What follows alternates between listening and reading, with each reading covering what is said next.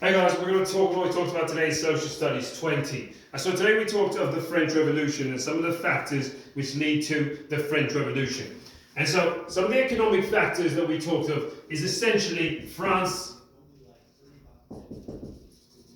is broke. And so France is broke because essentially they put a lot of money into building the Palace of Versailles, which is the residence of King Louis, and they fought expensive wars like the American Revolution and the 7 Years' War. Some other economic factors we see is unequal taxation. And so this is crucial, and it leads to a social factor, because what happened was in France, like most places in Europe, we have a hierarchy, a societal hierarchy.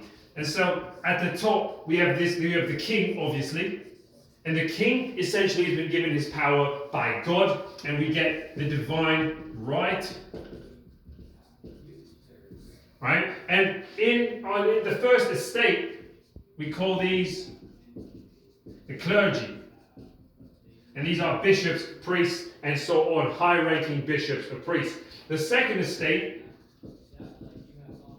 we call the nobles, or nobility, or aristocrats. And the third estate we call everybody else, really.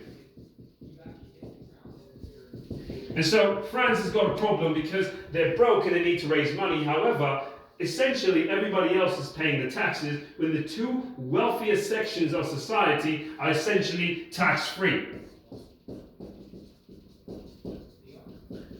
Right, so essentially what we talked about today in a bit more detail is that we have a number of factors that come together to create a climate of revolution. France is in a really bad situation, they're broke, but at the same time King Louis has got the wonderful Versailles, his wife Marie Antoinette, Madame Deficit, is living life lavishly, the nobles are doing well, and when it comes to taxation, the poorest members of society are essentially paying the vast majority of the taxes. And so these are some of the social and economic factors that come into play, and at the same time you can't really question everything because God has essentially laid out this structure. And so going into a bit more detail, we can notice this is just a quick review of the way French society was broken up and some of the factors that lead to the French Revolution. I'll see you guys tomorrow.